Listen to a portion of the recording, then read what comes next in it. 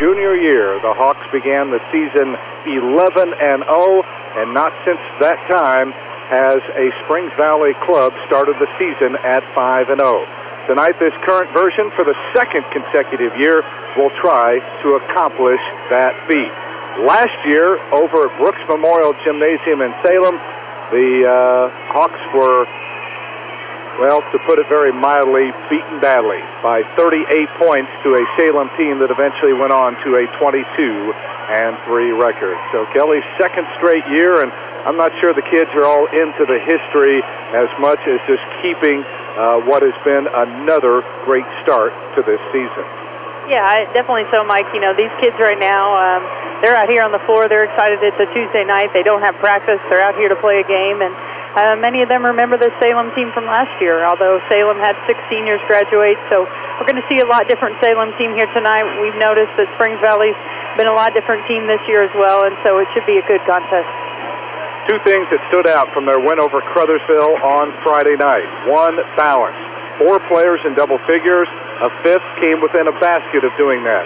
And the Hawks did it with the long-range shot. 9 3-pointers in the first half on their way to 10. It seemed like they couldn't miss.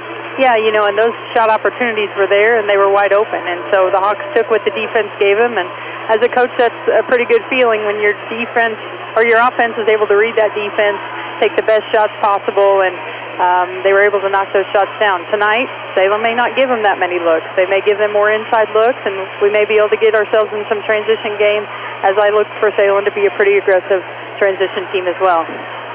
Well, certainly, as you mentioned, this is not the Salem team from a year ago, but that does not mean they are not still a solid team. The coach's son in his final year as a senior, Hunter Whedon, along with Xavier Hendigas, who is off to a great start, and Landon Suvak. Those are the 3 Valley's going to have to watch.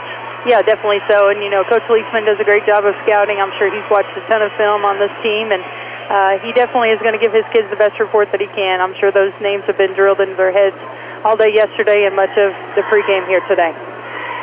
Springs Valley at 4-0. Salem coming in with a record of 3-1. Their only loss coming to a very good Brownstown Central team back at the end of November by 10. Tip-off a little less than 15 minutes away.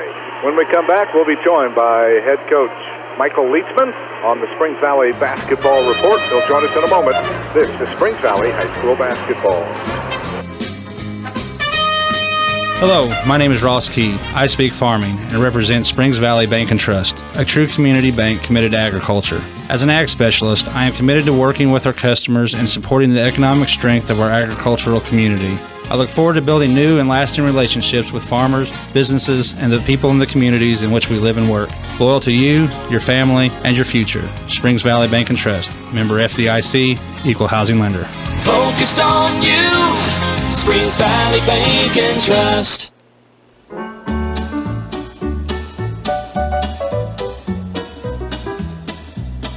This is the Springs Valley Basketball Report with head coach Michael Leachman as the Blackhawks play host to the Salem Lions.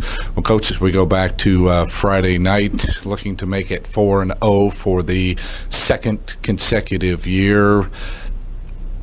Led by 4 at the end of the first quarter, but I thought it was really the second quarter that you really took command in this one, and you did it in kind of a way that you haven't done through the first 3 games, and that is with your perimeter shooting. Yeah, the first quarter I thought we played pretty well. Just the last 30 seconds of the quarter, we did not close the quarter out very well. We were late on a help side rotation and gave up an and one, and then we came down and took a quick shot, didn't hold for the last shot like we should have, and took a quick shot and got beat back on defense. So right there, they ended the quarter with 3-point play and 2 free throws, so it made a difference between it being 15-11 and 15-6. You know, so I thought the first quarter we played well, just minus that last 30 to 45 seconds. But that second quarter, I thought we played it really well. I mean, defensively, we were about the same as the first quarter. Gave up 12 points, got beaten transition a couple times, but offensively, we just moved the ball well and we knocked shots down. Anytime you knock shots down, you know everything else is going to pick up with it. You know, get a little bit more confident and get a little bit more adrenaline going when you're knocking shots down. And for the first time this year, you know, we really shot well from 3-point range. 9 3-pointers in that first half, and it wasn't just one or two. Everybody got into the act. I think six different guys had a 3-pointer there in that first half. So is that good to see? Oh, yeah. I mean, a big strength of ours this year is our scoring balance. We had 4 guys in double digits Friday night and another guy with 8, and then we had 4 other guys that scored a bucket. So I think we have a lot of balance right now, which is it's helpful because teams can't focus in on one guy on us. They gotta take into consideration we got 4 or 5 guys on the court at all times that can put the ball in the basket, and 4 or 5 guys on the court at all times that can shoot the 3-point shot, as we proved Friday night. So we're really shooting the ball well, and our big thing is we're sharing the ball. We're moving the ball really well. I think we had 20 assists on 25 made shots, which is really impressive. So as long as we keep moving the basketball like that, we will continue to shoot the ball better. Coach, talk about the ball handling as well. 14 turnovers in this one. I'm not sure exactly what you're averaging per year, but do you feel here in the early part of the season the guys are doing a pretty decent job of taking care of the ball? We had 14 against Crothersville, and that was the most we've had all year. Coming in the game, we're averaging 8 turnovers a game, which is great. Anytime you can have single-digit turnovers in a game, you're doing a great job. And we had unfortunately we had 14 turnovers, which is a little high. We want to definitely keep it under 11, but 14. But 3 of them were travels, and at least those are dead ball turnovers where we can get our defense set back up. So 3 of them were travels, and we had 67 possessions in this game. So that's 15, 20 more possessions than we're used to. So our turnovers were a little higher against Crothersville, but in a 67 possession game, we only really had 13, 14 turnovers. That's pretty good. And I think our ball handling's been really well this year. And same thing with our shooting. We got 5 guys on the court that can shoot. We got 5 guys on the floor that can handle the basketball. So that really helps you whenever you can have multiple guys bring the ball up the court and relieve pressure from the defense. Coach, in this Crothersville game, 2 of their guys averaging 14 points each. You held them to a combined total of 8, but their big 6'5" guy came off the bench and had a big game for you. And while it didn't affect the outcome of this one, is that going to be a concern moving ahead in terms of being able to stop the other team's bigs? Yeah, I think our size sometimes hurts us, on the defensive end, down low. But we can get better. I mean, I think our kids know that, and we know that. We can get better in interior defense. The Barrett kid from Mitchell, he bothered us the first game of the year. The Wilson kid obviously bothered us this game, and then tonight we go against Hunter Wheaton, who's a really good big man, the best big man we'll face so far this year. So we got to make sure that we're ready to improve in that area. And we did some things in practice Monday to kind of put us in better situations. And the big thing we tell our guys is do your work early. We're not a big team, so if a big kid can catch the ball on the block, we're in trouble. But if we do our work early, beat him to the spot, make him work, and maybe catch the basketball 3-4 feet outside the block, then we're in good position. So we just got to do our work early. And we're doing a lot of things good defensively. We just got to transfer that to our paint defense. Tonight, a rare Tuesday game, but with games also on Friday and Saturday. Do you like the fact that this week, even though we're still a ways off, kind of simulates a sectional week? Yeah, it's nice to have one of those weeks in your season. Personally, I don't love the 3 games in a week format just because you don't have as much time to look over one team and kind of study them, but it's a good preparation for the sectional week. So whether we like it or not, that's not the point. We gotta have our kids ready the best we can, and I know we will have them ready. And our kids they've shown really good focus this year, and I think they'll be ready to take this week one game at a time, and I think they'll be ready.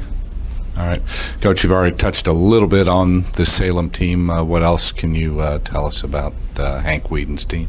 They got, they're all Hank Whedon teams. They play extremely hard. That's something he does a great job with them. He gets a lot of effort out of them. This year's team, they got 2 really good players. The Hennigas point guard and Whedon, the big kid. And then the Suvak kid, he can shoot the basketball, so we got to make sure we know where he's at. Their other guys are good role players. Will rebound, will play hard defensively, get deflections, get steals. So we got to, take care of the basketball. We got to rebound. We got to keep them off the boards. And if if we can continue to shoot well, and that will help also. But definitely rebounding and taking care of the basketball will be crucial tonight. We got to make sure we know where Henniges and Whedon are at all times, and we got to understand that it's team defense. It's not we don't just put one guy on that guy and say, there you go. We play team defense. So there's got to be 5 guys playing as one tonight, and same way with all our games. We got to have good team defense, and all year we've shown a lot of pride on defense. So we got to have that pride, have that effort, and just communicate too. Communication goes a long way, especially when you have a team like this that has 2 players that do a majority of their scoring. You've got to communicate and know where those 2 players are at all times. And Coach, as a final thought, I'm sure the kids don't necessarily get caught up in the history. They're out there focused on the game and looking to win, but a victory tonight over Salem would accomplish something that hasn't been done in Springs Valley boys basketball in 45 years, and that is start the season out 5-0. So it would be a nice feather in the cap, I would think. That would be, and I think with our kids, their thought's going to be last year. They're not going to be thinking about what we could do in 45 years. They're going to be thinking about how we need to, have some revenge after what they did to us last year. We've got Braden and Zach, who started for us last year back. We've got Ryan and Trenton, who played significant minutes last year against Salem, and even Christian and Jackson, got in that Salem game. And then, they put it on us last year. So I think our guys are going to be motivated and focused on, getting a little revenge back from last year's game. And if we can start out 5-0, that'd be great. But I think we're just going to, I know our kids, we're going to take it one possession at a time and do what we need to do to take care of business tonight. All right, let's hope it all comes together. Coach, thanks as always for the talk. Go out and get them tonight. Thank you. And this has been the Springs Valley Basketball Report with head coach Michael Leitzman. As the Blackhawks take on Salem, we'll have more of our pregame in a moment. This is Springs Valley High School basketball.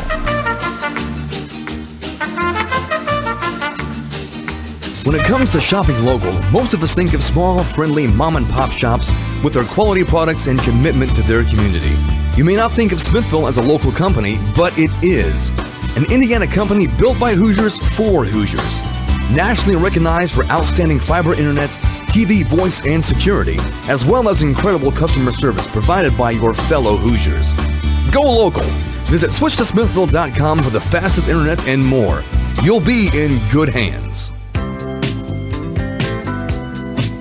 Joined now by the head coach of the Salem Lions, Hank Whedon. And Coach, always good to catch up with you since the Valley and Salem series resumed here a few years ago. But record of 3-1 to this point, is that an indication that the start of the season has been good to you and the boys? Yeah, we've had a pretty good start. Like I said, 3-1. We're still learning who we are. We got a little mix of some guys returning from last year and then some fresh faces. So we're trying to get that blend, and like I said, at this point, we've had as far as wins go, we're happy to be where we're at. But as far as maybe where we're at play-wise, we still got some learning to do and got some improving to do. Certainly a terrific season a year ago, and you're going to miss some of the guys that were catalysts to that, but at the same time, a good nucleus for this year as well.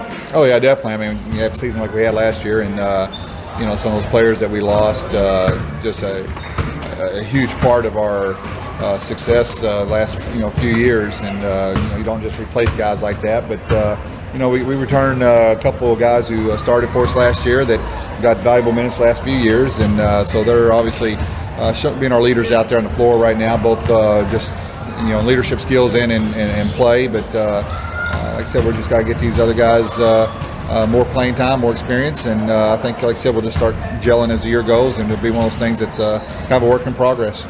I suppose I need to ask, with the fact that your son Hunter, a senior, you thinking that this is going to make this season maybe a little bit more special? We've been together for years, obviously, since his birth. But I've coached him in other things and stuff, and it's special to be able to coach your son. I know a lot of people dread it, and I'm not sure what I thought going into it, but there's a lot of with all the positives, there's also negatives too that other coaches don't have to deal with. It's just kind of tough. It's been tough on him sometimes, but it's also been good for him too. And it's a special season, but I'll be just all 4 years that I've been with him. So, people don't understand, but as coaches, we spend so much time with these other kids too that they're our sons too, and you know it's tough to see like last year's group graduate. I mean, it was you know, you spend a lot of time with those kids, and they become yours, and it's tough to see any of them go. From last year's game with Springs Valley, we saw you guys use an up-tempo pace, picked them up all over the court. Is that kind of what you've been trying to do this year as well? Not so much. I don't think we got the personnel as much for that. You know, we're you know, scoring-wise, probably in the lower 50s. At this point last year, I think we were averaging 78 points a game. You know, we we lost a lot of our athleticism, our length, and our quickness, and just our experience. These guys had been working our press and working our offense for, you know, it was their 4th year of it. So we had gotten pretty good at it. And, you know, like I said, now we're trying to blend a couple different groups and different styles of play. We're trying to find what fits us best. And, you know, we're not afraid to push the ball up the court when we get the opportunity. As far as, you know, pressing and all that, we don't do it, you know, just a consistent, like we're coming out and going to press the entire game. We kind of mix it up a little bit, really trying to hang our hat on our half-court defense. And for the most part, you know, these guys are probably playing better half-court defense than any of the teams I've had in a number of years, even last year's team. And that is the head coach of the Salem Lions, Hank Whedon, as I had a chance to talk to him prior to the contest this evening. We're ready for the starting lineups. Here to give them, Kelly Smith. For the Salem Lions, coming in with a 3-1 record, they start forward Hunter Whedon, a 6'3" senior, giving them 18 points a game. At the other forward position, Shane Malone, a 5'11" sophomore. At the center position, Blanton Miller, a 6'3" senior, and 2 guards rounding out the lineup, Landon Suvak and Xavier Hendigas. I couldn't even say that name, Mike. For the Hawks, as they go 4-0 on the season, they start Jackson Land, Braden Whitaker, Ryan Towle, Christian Tucker, and Zach Carnes. All right, thank you. Had to speed read through that. A little behind, but hey, we'll get caught up. Ryan Towle out-jumped by Blayton Miller on the tap. Salem on the attack first. They move left to right. Nice skip pass underneath to a wide-open Blayton Miller for the easy layup. And let's hope things are not that easy for Salem here tonight as they get the first basket of the ball game. Here's a lob in low to Whitaker, left side of the basket, backs his way in. Stops, feeds it free throw line to Towle. Ryan penetrates, kicks it back out to Tucker. Valley in white, moving right to left. Salem is in black. And a nice feed down low, and missing the layup was Braden Whitaker. Almost just on the other end as they worked it down low, but this time Braden could not finish it off.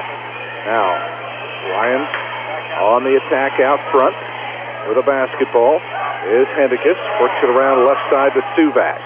He goes down to the corner now to Whedon. Whedon on the hold. Guarded. Works it in low to Miller. May have gotten away with a walk. Kept a weak side pass off to Suvak, who hit the side of the backboard with his three-point attempt, and Valley comes out of there with it. Little over a minute gone by. Salem with the only basket thus far. Tucker working the pick and roll with Towle.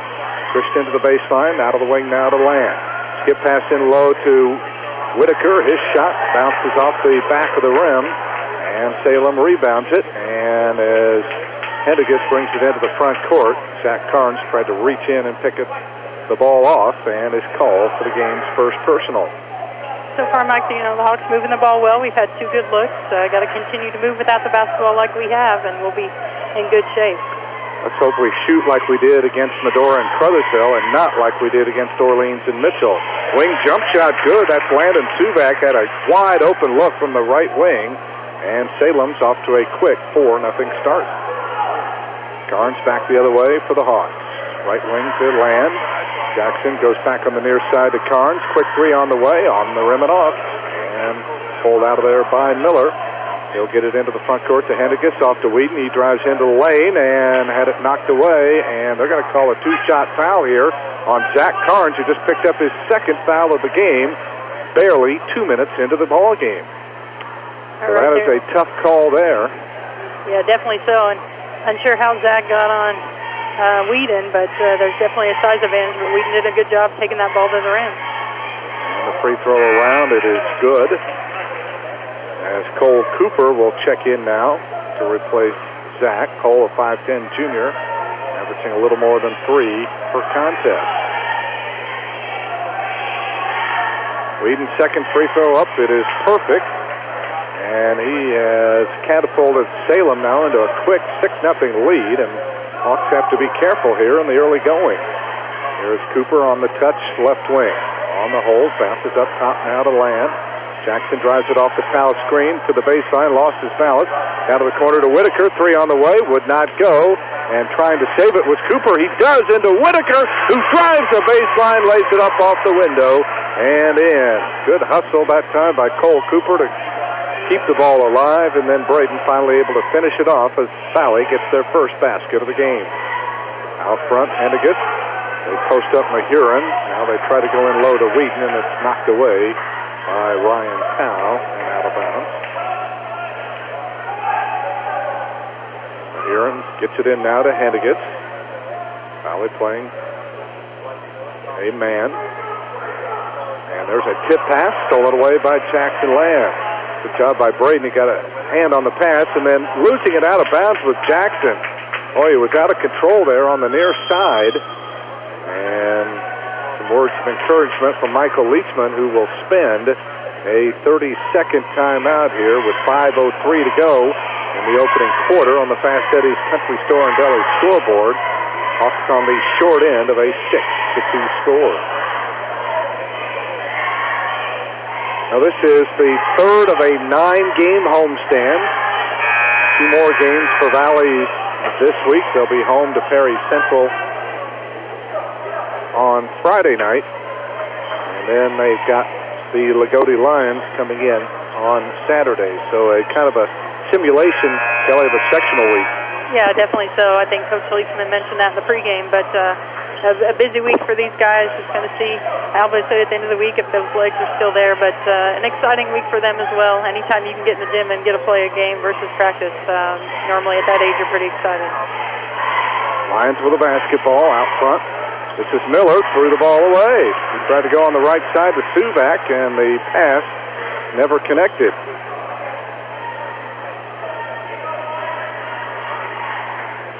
Trying to recover after getting down 6-0. Cooper deep on the left wing to a cutting Whitaker, baseline to Land. Jackson drives it to the wing, throws it out top to Cooper, now over to Tucker. Christian slides off the towel screen, can't get the shot off to Cooper, to Land. Swinging it around now on the left side to Whitaker. Back to Jackson, Valley being patient with the basketball. Top of the key to Whitaker. Braden down the lane, puts up the little runner and couldn't get the bounce. And Whedon the rebound. So a tough shooting night here as Whitaker has taken 5 of Valley's 6 shots. Hennigan started to drive and backs it back out now. Maintains the dribble. Sends it over on the right side to Suvak. They'll send it top of the key now to Mahurin. Over to Hennigan. Well, between the legs move. Spins into lane. Takes it in. Missed the shot, but did draw the foul. So Valley unable to keep Salem from penetrating here, and more free throws upcoming here for the Lions as Christian Tucker picks up his first foul. You know, Mike, a lot of times you'll see that deny defense, which is what the Hawks are trying to do, but sometimes within that you give up penetration and you sometimes give up backdoor cuts. That's happened a couple times so far this half.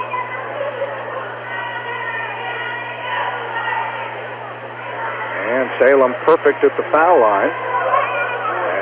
Hennigan knocks down both of them, and it's back to a 6-point Salem advantage at 8-2, just past the halfway point of the opening quarter. Cross-court pass, Tucker backs it out to the 3-point line, takes 2 back to the baseline, can't get the shot. Whitaker down to the corner to Christian for a 3 off the back of the rim, ball being tapped around, and Salem comes out of there with it. And what we were afraid of here, Valley can't buy a basket to start the contest. Suvak hands off to Hennigan, spots up for a 3, bingo, wow. And Salem threatening to run Valley out of their own gym here. It's 11-2 Lions, not the start you wanted to see. Whitaker, right wing, up top now to Land. Jackson slides off the towel screen, goes top of the key to Whitaker. To Tucker, around now to Cooper.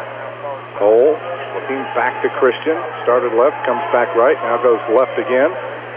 Little shake and bake on the dribble, can't do anything. Valley continues to work it around on the perimeter. Now on the high post, Tao back to Whitaker. 15-footer would not go. And the Hawks now are 1 of 8. Here is Whedon, drives in, pulls up, 15-footer off the back of the rim. And Cole Cooper runs down the loose ball. 2:35 to go in the quarter. Valley down 9. In low, Tao launches from 10. Got it! There we go. So Ryan Tao finally breaks the ice as the Hawks have gone almost 3 minutes without a basket. That's just their second field goal of the game. They're down 11-4. Suback down the lane, knocked away. Oh, right to Clayton Miller, who lays it up and in. Now that time, if it weren't for bad luck, the Hawks would have had no luck as Valley got the tip pass, but it went right to a Salem player who lays it up and in, and it's back to a 9-point lead. Cooper fakes the 3, drives, picks up the dribble, goes to a back-cutting Tucker down the lane, and Christian lays it in. Good power move down the lane by Christian there. And then on the other end, Whedon just lost it out of bounds. He tried a little behind-the-back dribble to get away from Cole Cooper and lost it off his leg and out of bounds. Yeah, great job there by Cole. You know, got ahead of the basketball. That's what you want as a coach, is you want your defenders to cut that basketball off. He did a good job against Whedon, and Whedon didn't have anywhere to go. First substitution for Hank Whedon is Gavin Fleming, a 6-foot sophomore at 2 a game, checks in. Hawks down 7, final couple of minutes. Cross court, wide open is Tao, 15-footer. Oh, spins way down to the well and came back out.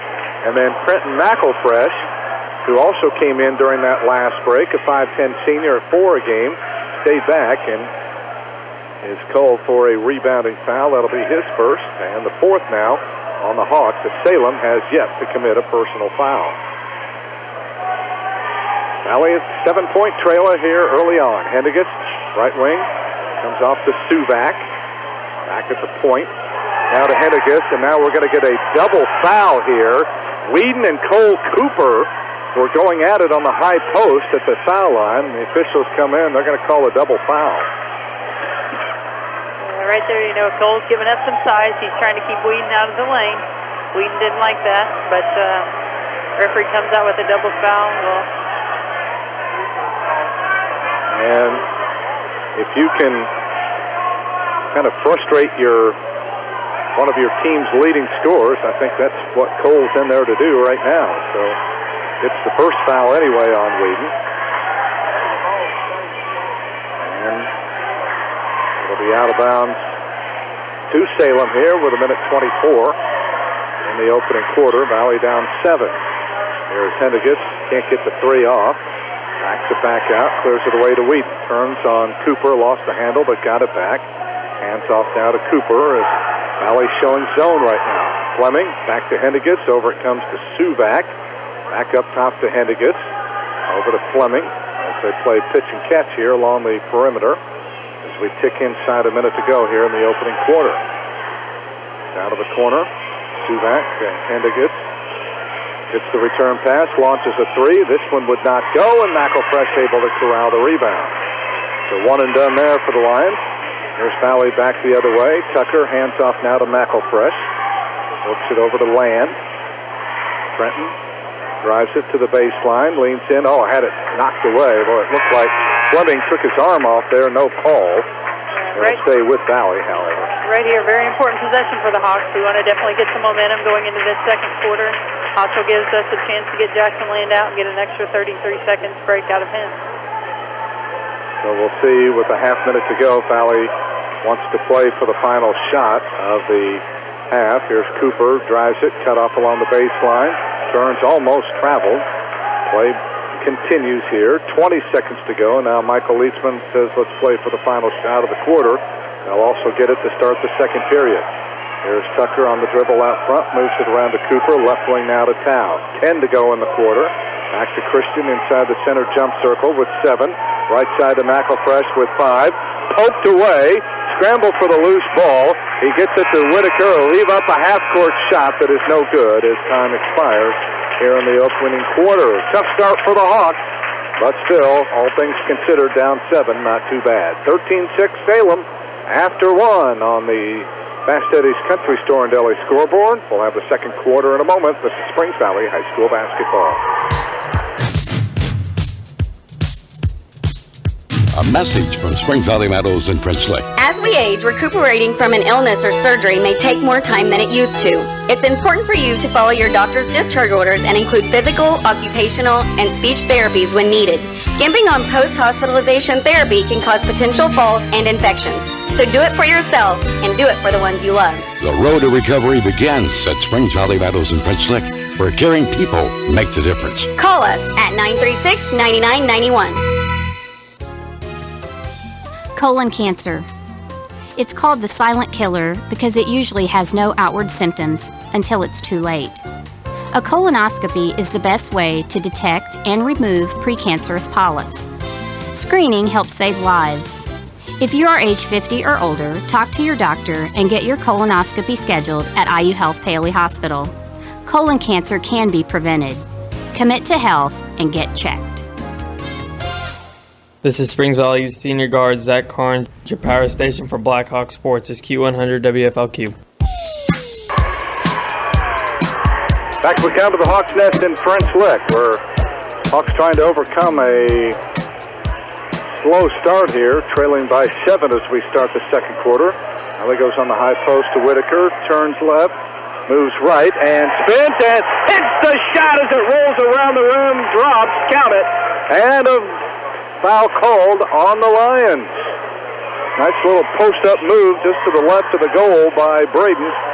Turned right and then spun back left, got the kind bounce, and let's see if he can convert it to make it the old-fashioned three-point play, which he does. And a good start to the quarter, and just like that, Valley only down 4 after trailing early by 9. Salem's first possession of the second quarter. Down to the corner it goes now to another new face in there. That is Myron Mead, a 6'3 sophomore, and he had the ball knocked away from him and stolen by Ryan Tao. Zach Carnes in there now playing with 2 personal fouls. Also Ryan Tao, Cole Cooper, Braden Whitaker, and Trenton McElfresh. Zach skips it to the right side, stops on the wing, top of the key now to Tao. He'll give off to McElfresh now. Moves it left side to Cooper. Cole, back up top it comes to McElfresh. A little spin move down the lane, kicks it back to Cole. 3 on the way, looks off target. It is. Salem running. Henna gets back the other way. Right side pass to Suvak. Drives it into the lane, runs over a man, and call for the offensive foul. Good job by Cole Cooper to stand his ground in the lane, and Suvak ran right over him and is called for the offensive foul. Yeah, I like what the Hawks are doing right now in the half-court offense as well. These last couple possessions, they've been trying to isolate one side, see if they can't get the ball to Whitaker and see if he can make a move from that elbow. Good to see the Hawks recovering here. Valley was just 3 out of 12 in the opening quarter, 0 for 4 from beyond the arc after hitting 9 in the first half against Crothersville. In fact, they were 10 for 22 for the game. Carnes drives it left, looking inside. Can't go to Whitaker as they've got him sealed off. Here's Tao on the right side. Ryan hit a 3 the other night.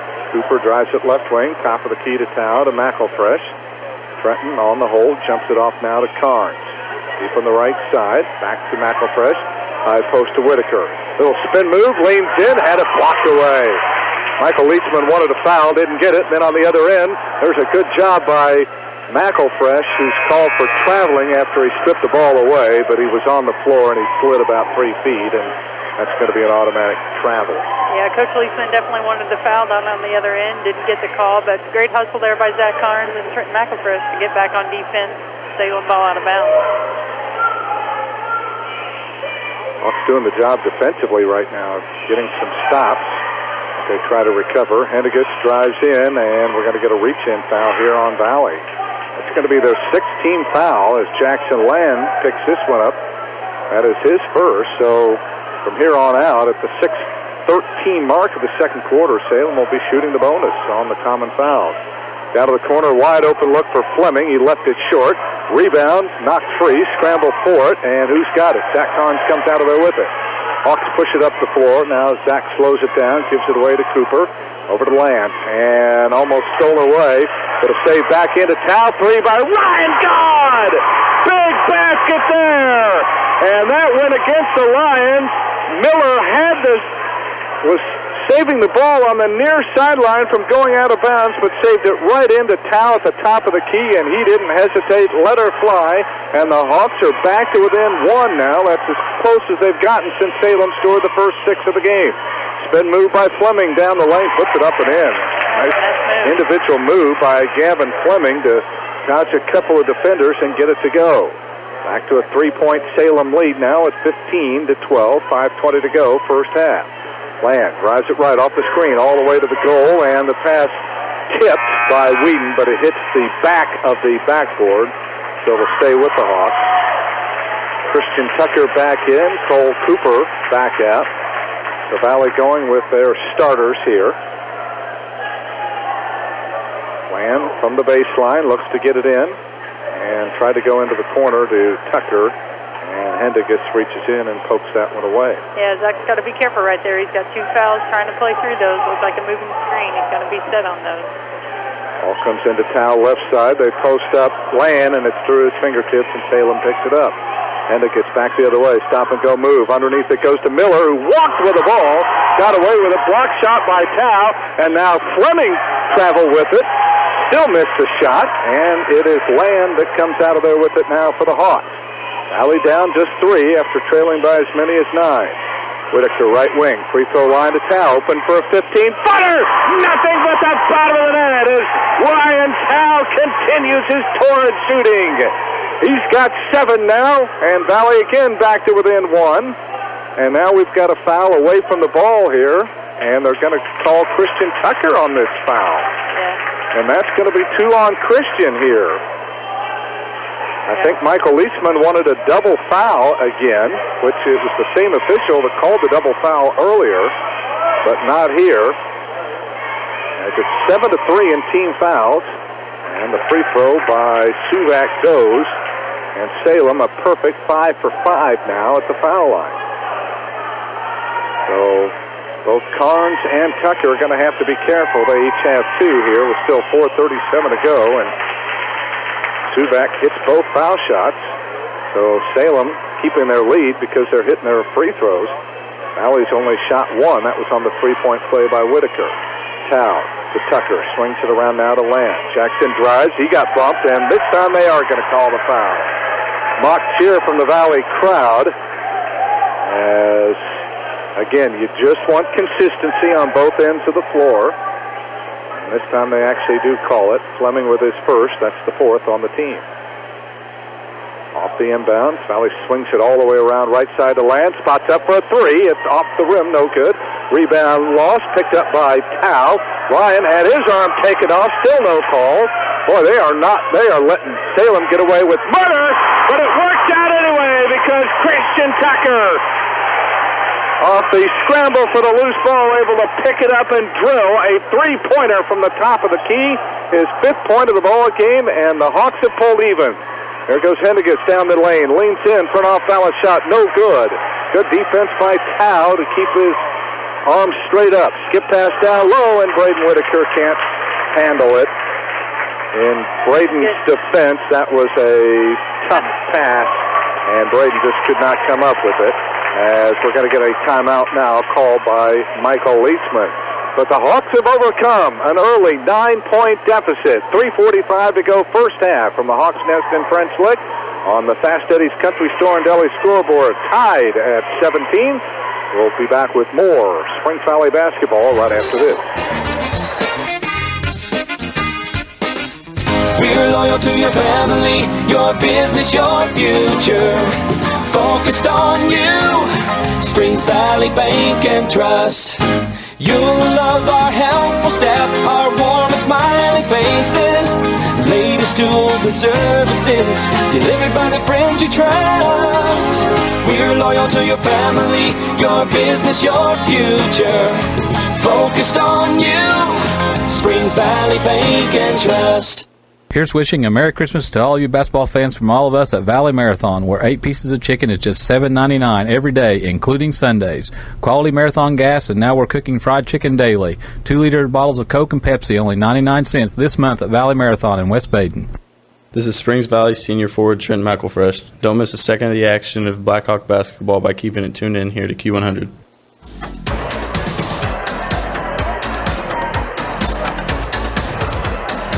Back we come to Springs Valley High School. It's dandy thus far.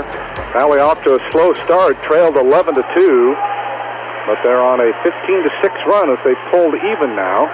Another turnover, giving the ball back to Salem as Valley had an opportunity to take the lead. There goes Whedon down the lane, scoops it up and in. Hunter Whedon not to be denied, took it strong to the hole. And Salem back in front now by 2 at 19-17. Tucker into the front court, left side of Whitaker, around his man, drives the baseline. Oh, and he missed another layup. My goodness. He was wide open as he blew past the defender. Now Suvak on the other end for three. Spins off. Ryan Tao able to corral the rebound. 3:05 to go in the half. Turns quickly into the front court to Tucker, wide open for three. God! Christian Tucker, back-to-back triples. And the Hawks have their first lead of the night now at 20-19. Tell you, Mike, right there, Coach Whedon's upset. They went 1-3-1 zone 2 possessions ago. They were supposed to be in it that one, and half were playing zone, half were playing man. And the result, Christian wide open. Behind the back move, Whedon poked away by Cooper. As again, those two guys are still going at it here. Here is Hendigas, shake and bake move, can't get the shot off to Whedon. He'll launch a long three. It clangs off the rim, and Valley will let it skip out of bounds. And right now, Cole Cooper doing exactly what Michael Leachman wants him to do, and that is frustrate the heck out of Hunter Whedon. Yeah, he definitely is. And, you know, right now Cole's giving up size, but now that possession, it looked like he had his hands straight up. They got tangled and couldn't get undone. Important possession for the Hawks right here. 2:25 to go, up one. Want to make sure we have a good look at the basket. Tucker walks into the front court, sends it right side to Cooper. Back over, intended for Tucker, but getting over there was Hendigas, and he was able to tap the ball out of bounds. Nearly a steal that time. The Hawks need to be careful on those cross-court passes. Yeah, it looks like Coach Whedon here frustrated with some of the contact that's going on. The Hawks are going to have to make sure they don't pick up any cheap ones with 2 minutes to go. Trevor Michaels, Bob Weichart, and Warren Smith are our officials. Cole deep on the right wing. Looking inside, tried to go to a cutting land, but he wasn't open. Now Christian tries to beat his man off the dribble left side. Up top to Cooper instead. Works it around now to to Trenton McElfresh, who's back in there. And Miller for Salem able to get over there and poke that pass out of bounds. Yeah, Coach Leachman over here on the side wants McElfresh to go back door cut. It looked like he had an open opportunity. We just stood a little too much. Colin McCartney, a 6'2 junior with no scoring average, checks in. Whitaker down the lane, runs over a man, and they're going to call him for the offensive foul. Braden a little out of control there as he stormed down the lane, and they say that Salem had the position. Braden just his first of the contest, but the Hawks missed out on a chance to add to their 1-point lead. Minute 45 to go here in the first half of play. Out of the corner here, Suvak drives into lane, pulls up for a 10-footer off the back of the rim, and McElfresh able to corral the rebound. I think one thing that's helped Valley here, Kelly, is the fact that they're limiting Salem to one shot. Yeah, for the most rebounds part. have been much better this quarter.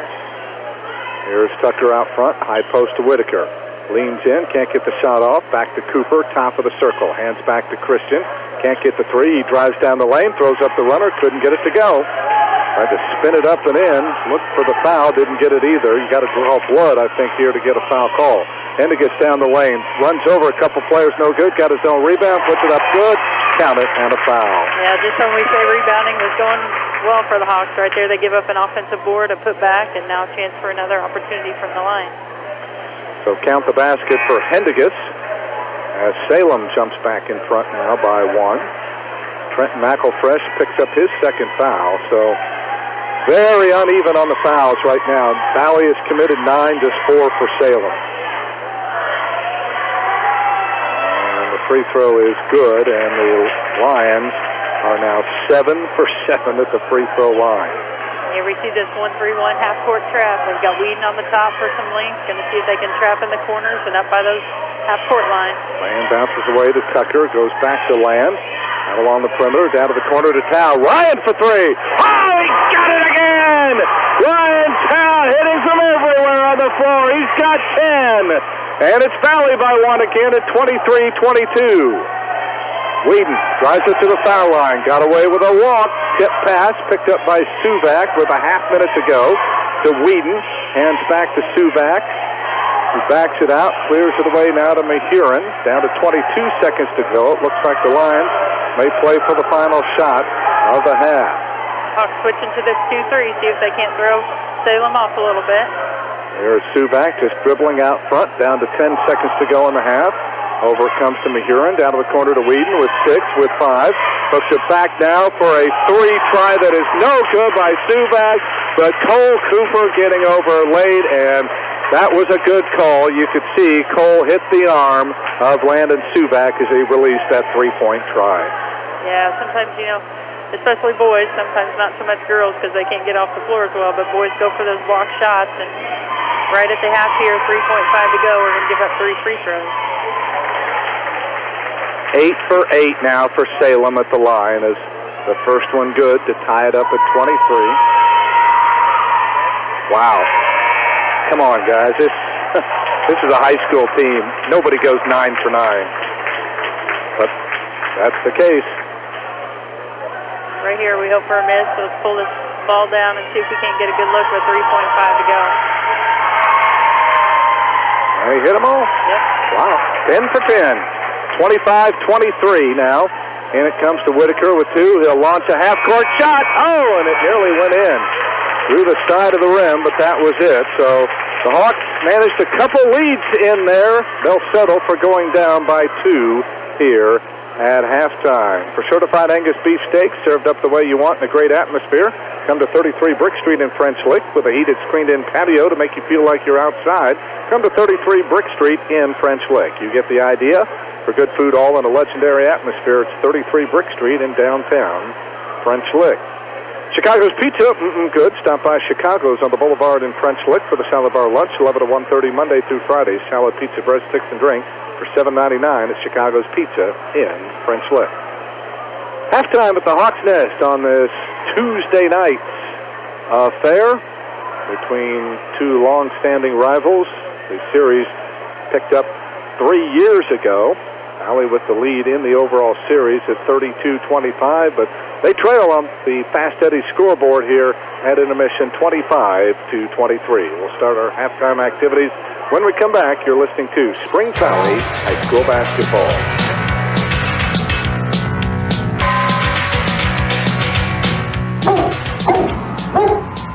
You've got a great watchdog. He barks every time someone comes to the door, devoted to your protection. But he can't lock your doors, turn on your lights, or set the temperature of your house. However, those things are part of what a Honeywell Lyric home automation system from Smithville Security can provide.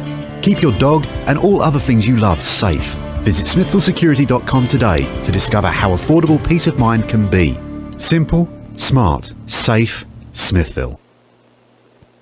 Caring people make the difference at Springs Valley Meadows in French Lick. You can feel it the minute you walk into Springs Valley Meadows. We're the experts in long-term care, not just doing a job, but following a calling.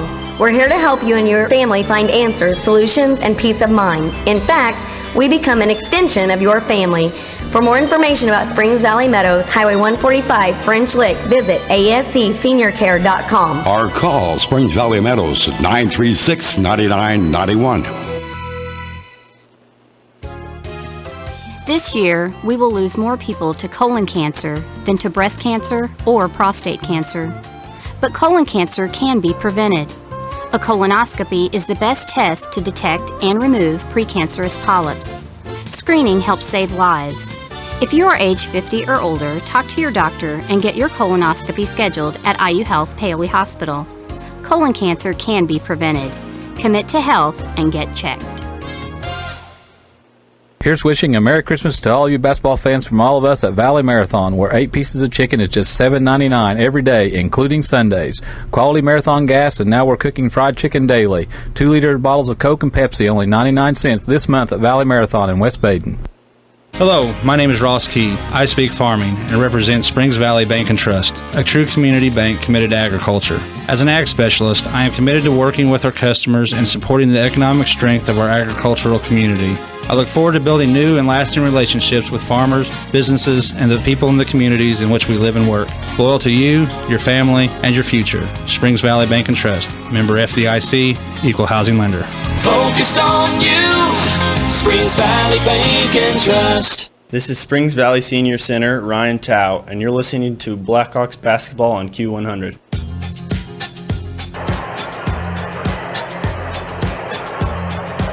Before we start our halftime activities from the Hawks Nest, let's pause 10 seconds for station identification. You're listening to Springs Valley High School basketball.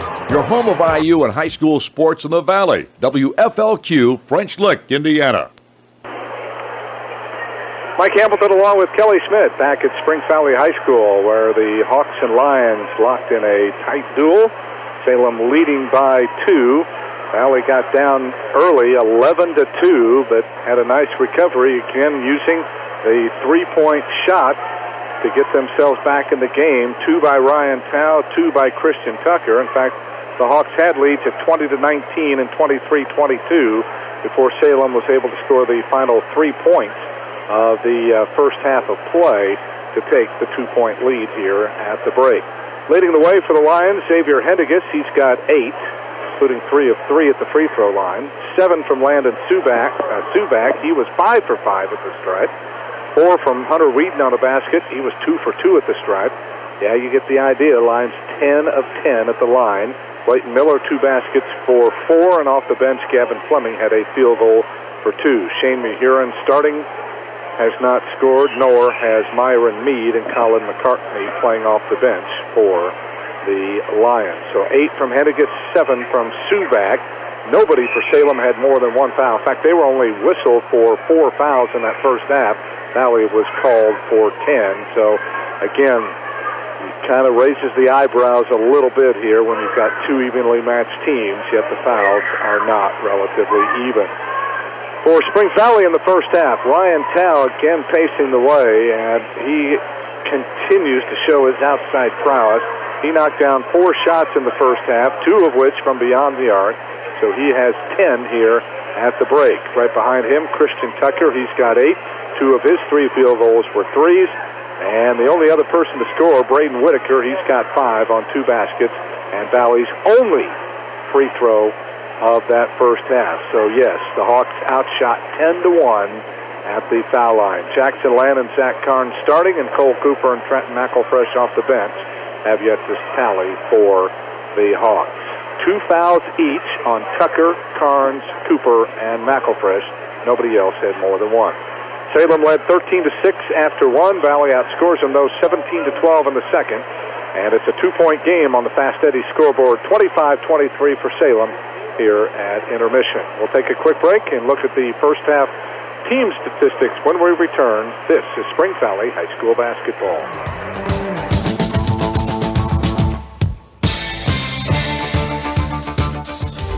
You need gadgets.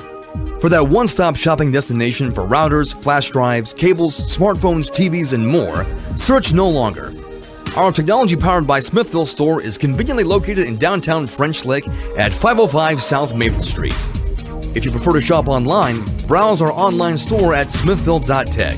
That's smithville.tech. Getting what you need is just a click away. That's smithville.tech.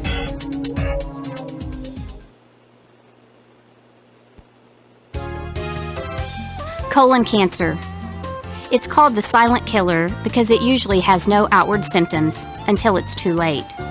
A colonoscopy is the best way to detect and remove precancerous polyps. Screening helps save lives. If you are age 50 or older, talk to your doctor and get your colonoscopy scheduled at IU Health Paley Hospital. Colon cancer can be prevented. Commit to health and get checked.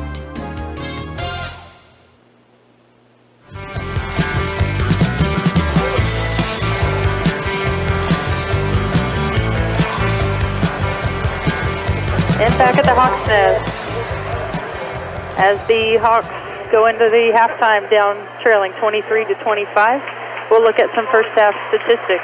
First for the home Blackhawks. Shooting so far in the first half, the Hawks shot 9 of 24 for 38% from the field, 5 of 13 from 2-point range for 38%, and 4 of 11 for 36% from the three-point line. Free throws, the Hawks just have shot 1 so far, 1 of 1 from the line, 100%. Total rebounds for the Hawks, 9 total rebounds, just 2 being on the offensive end, 7 defensive. Turnovers, the Hawks taking care of the basketball, just 4 total turnovers. There's been 11 tie-ups and 4 lead changes. For the opponent, the Salem Lions, 6 of 12 from the 2-point range, 50%. 1 of 5 from 3-point range, 20%, and total field goals, 7 of 17, 41%. The Lions from the free throw line going 10 of 10, like Mike talked. Something that's kind of unheard of right now in high school sports is knocking down all those free throws, and the Lions have done a great job of that, shooting 100% from the free throw line. For the rebounds, 12 total rebounds for the Lions, 2 on the offensive end, a couple of those being crucial, where we gave up a foul and a bucket and a free throw. Defensive rebounds for Salem, 10. Total turnovers for the Salem Lions, just 4 for the half. So first half statistics, looking pretty solid. The Hawks obviously had a few issues within the first quarter shooting, some foul trouble that they've been able to maintain and handle, and Salem going 10 of 10 from the free throw line. I think if you're Coach Leachman, those 3 things against you, still just down 2 on the scoreboard, you've got to be pretty pleased. All right, well, we have this opportunity. The JV, a winner tonight over Salem 39-35. Big night for Jordan Curtis, 18 points to help the Hawks improve to 3-2. Ammon Acuff had 11, 4 from LaShawn Tuck, 3 each from Connor Nelson and from Desmond Jones. So good to see the JV unit of Jared Spear in the victory column, and now we get ready for the second half here.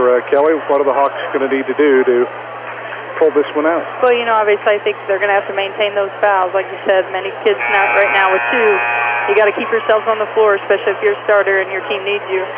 Continue to work the offense. I really like the offense in the second half, or second quarter especially, running that weave through, trying to isolate Whitaker when they get the opportunity. And then Ryan Towle stepping out and hitting some big shots. I'm sure Salem's zoned in on that. They're going to make sure that they have a high hand on him. So some other kids, like you said, balanced scoring, are going to need to step up. Lions with the ball to start this third quarter. Valley will move left to right here as Landon Suvak out of the floor with Xavier Hendigas. Clayton Miller, Gavin Fleming getting the start instead of Shane Mahurin and Hunter Whedon, who tries to go down low. Ball tipped away, but Whedon comes out of there with it along the baseline, puts it up, blocked away. Whitaker got a piece of that one, and Zach Carnes comes out of there with it. Hawks with their first possession of the third quarter. Whitaker roars it down the lane, puts up the little floater, and got the roll. Good job by Braden. He's not giving up. He's missed a couple point-blank shots, but you like the idea of him just keep taking it to the rim. Yeah, when you're a scorer, you got to continue to shoot the basketball, and he's done a good job of making sure he continues to do that for his team. He's got 7. We've got our third tie. There's a little floater. Coming up short is Hendigas, slow to get up as he was knocked to the floor. No call. Here's Whitaker back on the other end. Off now to Tucker. Moves it around to Carnes. Braden on the right side. Looks for a back-cutting land, but can't go that way. Instead, off to Carnes. Drives it left to the baseline. Sealed off there. Gives it off to Whitaker. Stops. Kicks it weak side to Land, who drives in. Turns. Little fall away with the left hand. Nearly got that one to go. That would have been an acrobatic shot had he been able to get that to go. Instead, it hit off the back of the rim as the Hawks miss out on a chance to regain the lead. Minute and a half into the third quarter, deadlocked at 25. Here's Fleming down to the corner. Now, Hawks going to a 3-2 here, but Coach Leachman wants Zach to get down and cover those corners. We're giving up a lot of size underneath.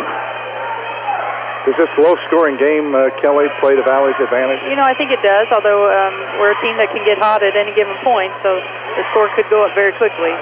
Here's Hendigas for 3, in and out. A rebound to Miller, and we're going to get a rebounding foul here, I think, on Zach Carnes, and if it is, that'll be his third. So Zach now has 3. So he becomes the first player on either team. And they say it was on the rebound, so it'll be out of bounds to Salem. Ball comes in now to Fleming down in the left corner, brings it out to the wing. Double dribbled with the ball. Oh, how do the officials miss that? Down the lane, Subak missed the shot, and the rebound pulled out of there by Christian Tucker. My goodness, how do you blow an obvious double dribble? Oh, my goodness. Pass by Whitaker to Christian Tucker. He wasn't expecting it, and hit him right in the face. Yeah, I'm not sure he was trying to go there. Yeah, he's a little woozy. He wasn't intended for that pass. I think it was meant to go to Jackson in the corner. Christian has it down to the corner, out of the wing to Land. Jackson, again, Valley a chance to take the lead. Christian moves it around now to Carnes. Valley's been very patient, I would say, tonight, Kelly, with their offense. Yeah, they definitely have, and they've got a lot of passes and opportunities and done a great job with that. Oh, in and out on the shot, little 15-footer by Ryan Tao. He's normally been right on target with those, but that one would not go. So again, Hawks miss out on a chance to take the lead.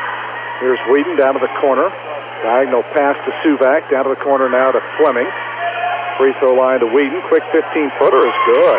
Wow, Hunter Whedon, just a little catch and shoot there. And he puts Salem back in front by 2 now at 27-25. You almost get the feeling Valley's due for a breakout here.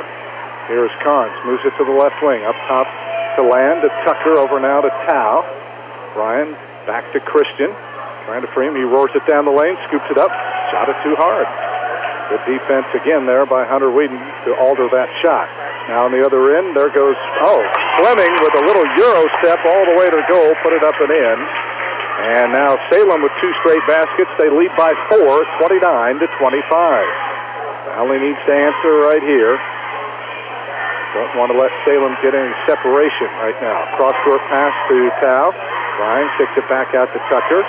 He drives it to the wing, steps back, launches the 3. Boom! He got it! Oh, Christian Tucker, the step back 3. And I could see out of the corner of my eye, as soon as they didn't close out on Christian, Hank Whedon, the coach, just threw his arms up in the air knowing, yep, that's an automatic 3. And it did go in. Valley creeps back within a point now. Down to the corner, it goes to Fleming.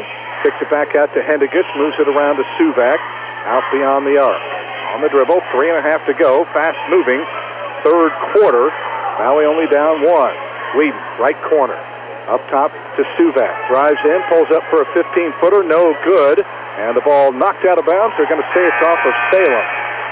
Now, Mike, right there, you said Coach Whedon upset with the closeout.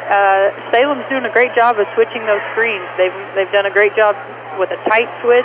And you can tell that's something they've talked about coming into this game. Right there was a tight switch, but Christian Tucker read the defense, and took a step back, and was able to launch that 3 as quick as Salem got back on their heels. Right. You know, after that missed shot, and I wonder if Michael Leachman, when he goes back and looks at this, will use it as a teaching point. As soon as that shot went up, 3 white-shirted Valley players stood there. They watched Fleming crash in. It worked out because he ended up losing the ball. The Valley didn't find a guy to block out. Right.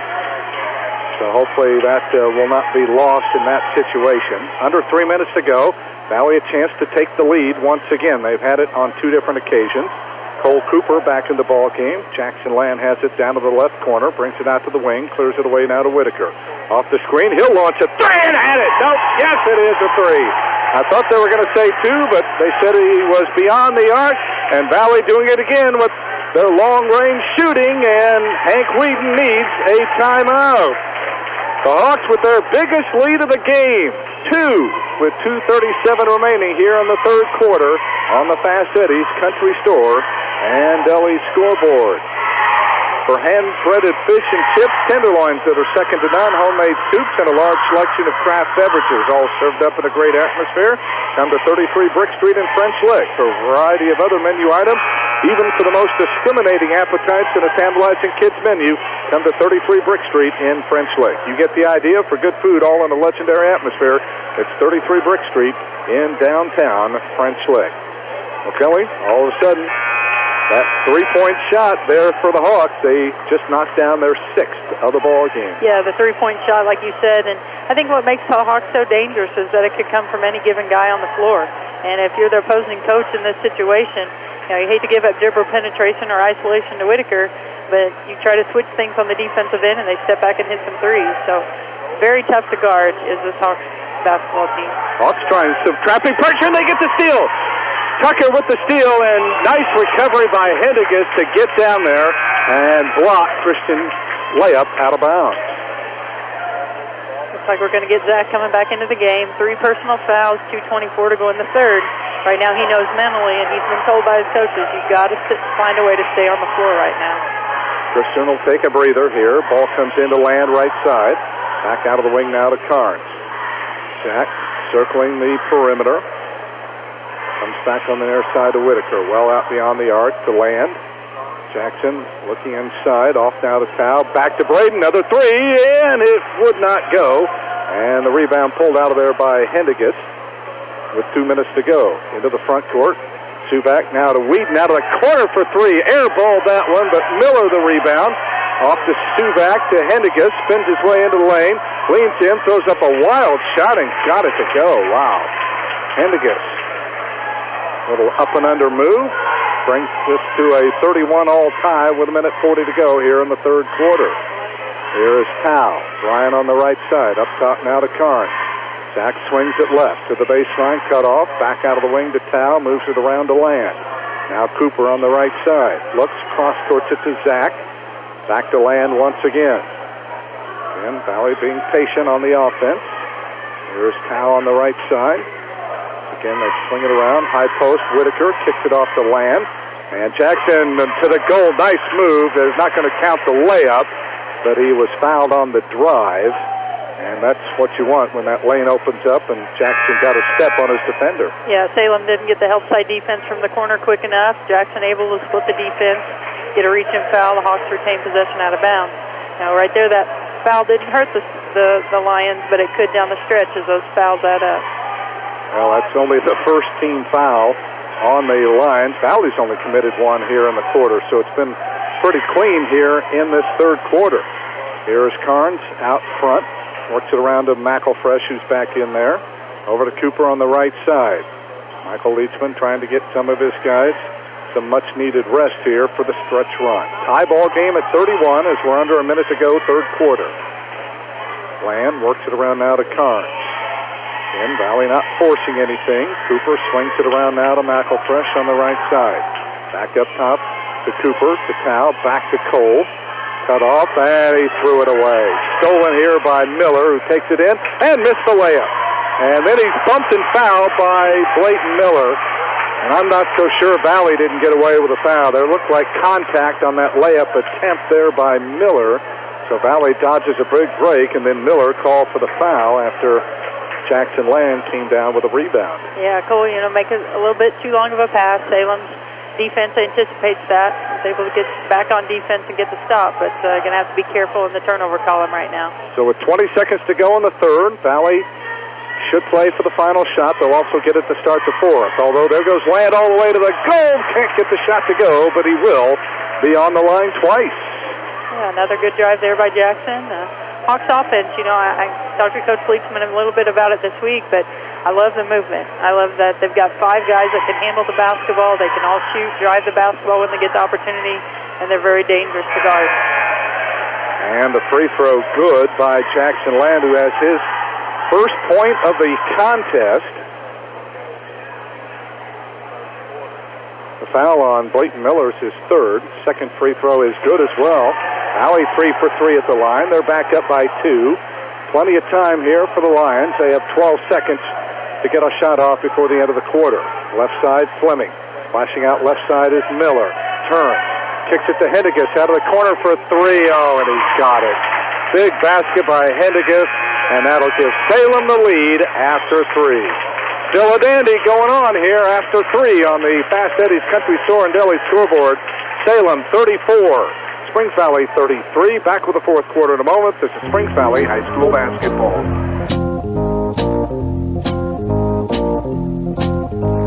A message from Springs Valley Meadows and French Lick. As we age, recuperating from an illness or surgery may take more time than it used to. It's important for you to follow your doctor's discharge orders and include physical, occupational, and speech therapies when needed.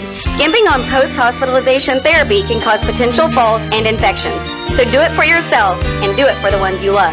The road to recovery begins at Springs Valley Meadows and French Lick, where caring people make the difference. Call us at 936-9991. We're loyal to your family, your business, your future.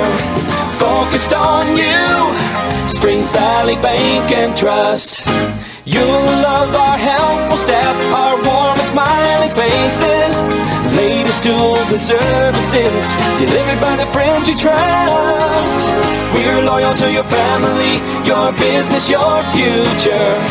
Focused on you, Springs Valley Bank and Trust. This is Springs Valley Junior Guard Jackson Land. Hear every dribble, pass, and shot of Blackhawk basketball on the sports voice of the Valley, Q100.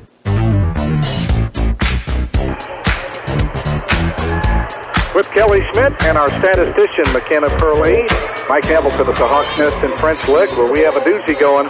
Salem leads it by one, a last-second three to end the third quarter by Xavier Hendigas, giving Salem the lead. We've had 4 ties and 6 lead changes. As they post up, Trenton McElfresh, he turns, couldn't get the shot to go as he tried to bank one in, but he's back on the line, or will be on the line for the first time, as he backed down Gavin Fleming there and drew the foul. The Hawks go with that skip pass, Mike, and able to get it to Whitaker on the wing, but he wasn't open, passed it inside to a wide-open Trenton. And Trenton misses the foul shot.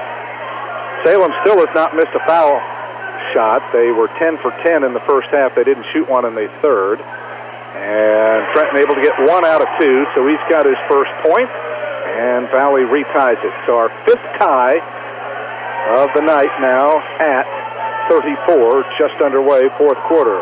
And there's a ball tipped away, loose on the floor, scramble for it. We're going to get a foul here, and let's see on who. Are they going to put it on Zach? Yeah, it definitely looks that way. Wow. I thought both players were in equally advantageous positions. They were just fighting for the ball. So, again, Valley's not gotten any breaks from the officiating at all tonight. So, Zach with his 4th, he really is going to have to be careful now. There goes Wheat. Hands off now to Meade, who's back in there, Myron Meade. And the ball knocked away as Miller fumbled the ball away, and McElfresh picks it up. Hawks have Christian Tucker, Zach Carnes, Cole Cooper, Braden Whitaker, and Trenton McElfresh on the floor. Cooper has it on the left side. Turns, works it around now to Carnes. Zach goes back to Cole, can't get the 3 off. Back to Zach, who drives it right. Turns, back out now to Cooper, swings it around to Tucker. I always like Christian. He's always ready to shoot. Yeah, he's got a quick trigger. Yeah, very quick trigger. Here's Zach, right side, up top to Cooper. High post now to Whitaker. Turns on Whedon, takes him into the lane. Pull-up jumper, no good. Fight for the loose ball. Tipped around. McElfresh able to hustle after it. Now Trenton down the lane with a little Euro move. Puts it up off the glass. Good. What a move by Trenton McElfresh as he danced his way into the lane and hit the little reverse layup, and the Hawks back up by 2 now, 36-34. They've never led by more. There goes Fleming down the lane. Throws up the shot. Good. It'll count. And the foul called on Christian Tucker as there was contact there. Yeah, you know, it looked like Christian might have been a little sideways. The contact was definitely there. It looked like he was put, but at the same time, his feet weren't exactly parallel to the offensive player. And that's the 3rd foul on Christian Tucker. And Gavin Fleming, who scored his 6th point of the game, he only averages 2 points a game, and he's got 6, so figure that one out. And he has a chance to put Salem back in front with 6:16 remaining in the game. Right now, Coach Leisman going to bring Zach out, try to buy a few minutes here if he can, and get Ryan Tao back in there to see if he can get some offense. And finally, the Lions miss a free throw. Fleming couldn't get that one to go. We stay tied at 36. Now a little full-court pressure here as Whitaker gets it away now to Tucker, and a whistle and timeout called here by Michael Leachman. He wasn't going to take any chances on the 10-second violation, so I believe he will take a 30-second timeout here with 6:05 remaining in the contest. Deadlocked at 36 on the Fast Eddie's Country Store and Deli scoreboard. Chicago's Pizza, good. Stop by Chicago's on the Boulevard in French Lick for the salad bar lunch, 11 to 1:30 Monday through Friday. Salad, pizza, breadsticks, and drink for $7.99 at Chicago's Pizza in French Lick. Well, by now in last year's game, most of the crowd was filed out and headed back home, I think. That was a 38-point win for the Lions, but a different story here as Valley doing a great job of hanging tough with, this is still a pretty good Salem team, no question. Maybe not as strong as they were a year ago, but still a solid team. Yeah, and like Coach Leachman said, Whedon is maybe one of the best big men that they'll see, and he's versatile. He can step out and shoot long-range shots, drive the basketball. So, good job so far by the Hawks. We're going to see if we can finish out this last 6 minutes. Ryan Towle back in there now.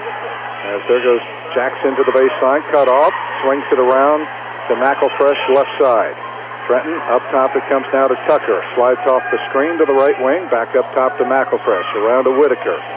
Now it is Bland again. Jackson goes back to Braden, high post to Ryan, back off to Whitaker. Baseline shot, in and out, no good. Oh, it was on line and just rattled the rim and would not drop. Hawks through 3 quarters, shooting just 38%. Salem only slightly better at 39%. Fleming picks up the dribble, works it over now to Hendigas. Now Suvac with the touch left wing. Hunter Whedon's been held to 6 points. That's a third of his average. Hendigas getting close to his. He's got 13. He leads Salem in scoring. For Valley, Christian Tucker 11, Braden Whitaker and Ryan Towle 10 each. Under 5 minutes to go. Deadlocked at 36. This time it's Salem that's being patient with the basketball. It's Valley going man. Hendigas trying to beat Towle off the dribble. Leans in, puts up the shot, no good. Rebound knocked free. Picked up in there and shoots up and in. Boy, that was Myron Mead in heavy traffic. Somehow was able to get that one up and in. And Salem back in front now by 2 at 38 to 36. And Valley's got to figure out a way to not allow second chance opportunities. Jackson down the lane. Off now to Christian, whose 3 is no good. Fight for the loose ball, and it's saved in, but picked up by Mead for Salem. So all of a sudden, Valley's gone cold. They're just 1 out of 4 in the quarter. Here is Fleming, drives it down the lane, throws up the runner. No good. Oh, he got his own rebound, missed it again. Fight for the rebound, and we'll have a held ball, and the arrow will give it to Salem.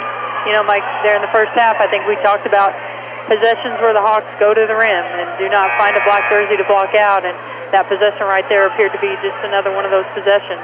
At this point in the game, down 2 points with 4 minutes to go, Coach Leachman's begging his kids right now, find a black jersey and block them out. Hawks send Zach Carnes and Cole Cooper back in.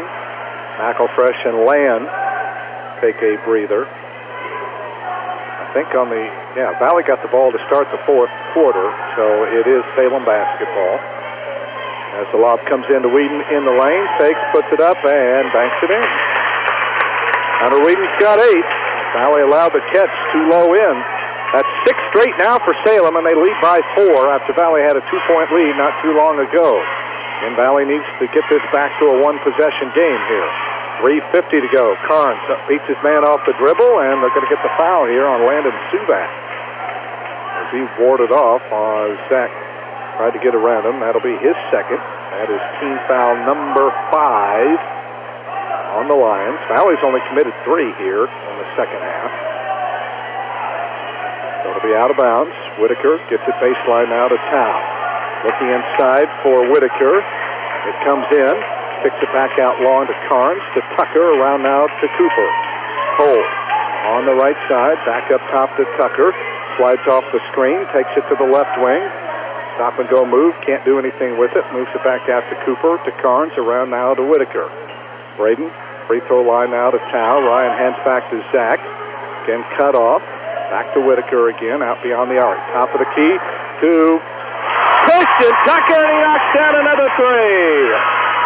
Again, Christian Tucker, jolly on the spot as he comes up with another big shot to keep the Hawks right in it here. And a timeout called now by Springs Valley, 40-39. Hawks within 1 on the Fast Eddie's Country Store and Deli scoreboard. We'll continue with more Blackhawks basketball right after this.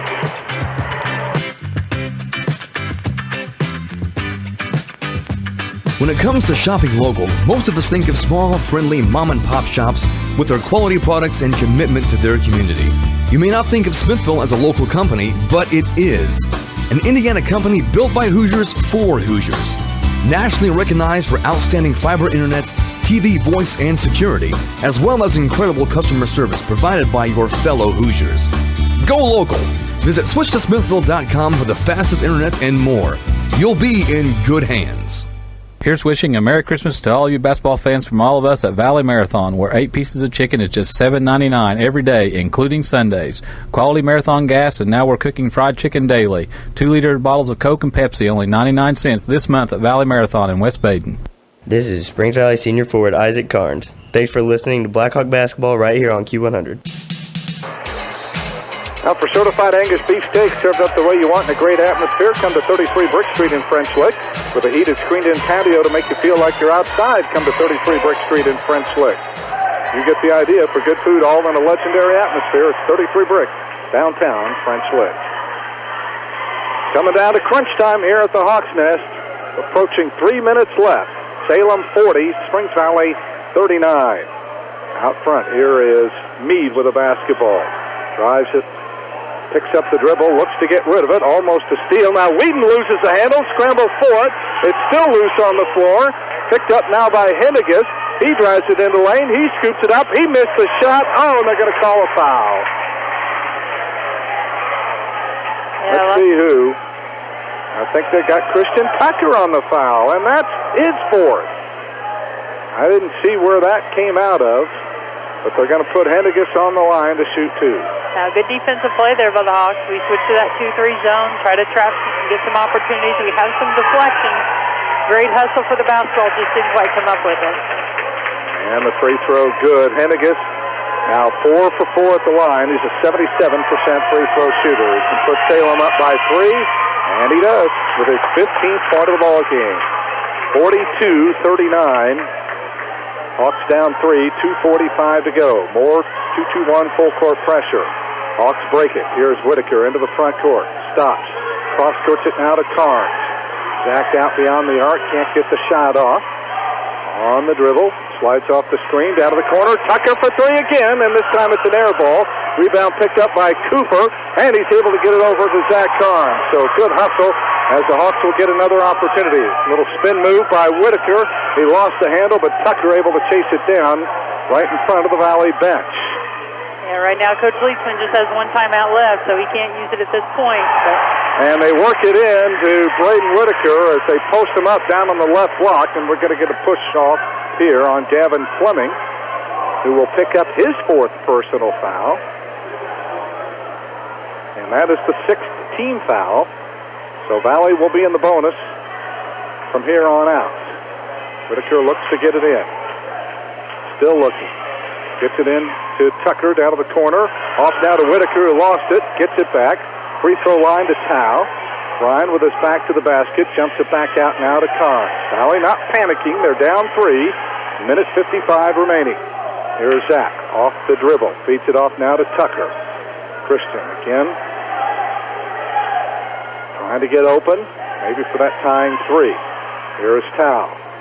Works it around now to Cooper. Cross-courts it now to Tucker, who a dangerous pass, but Christian comes up with it. Off now to Carnes, deep on the left side. He'll back it out near midcourt with 90 seconds remaining now. To Cooper, right side. Cole back up top now to Carnes. Zach steps back. Here comes the 3, and he can't get it to go. Ooh, that was close. And now Salem in the driver's seat with minute 18 to go. And you can bet that they're going to try to slow things down as much as possible. Here is Whedon. Down to the corner it goes now to Meade, and he's fouled. Or is it a timeout? Timeout. Yep. Salem is going to take the timeout. Zach had a chance for the tie on the 3. Couldn't get it to go. And now Salem will have the basketball. 1:09 left in this one. On the Fast Eddie scoreboard, Lions lead the Hawks by 3. Back with more Springs Valley basketball right after this.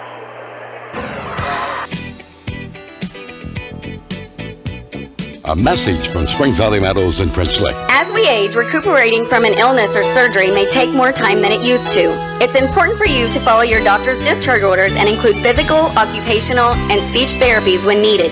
Skimping on post-hospitalization therapy can cause potential falls and infections. So do it for yourself and do it for the ones you love. The road to recovery begins at Springs Valley Meadows in French Lick, where caring people make the difference. Call us at 936-9991. This is Springs Valley Junior Guard Cole Cooper, and you're listening to Blackhawk Basketball on Q100.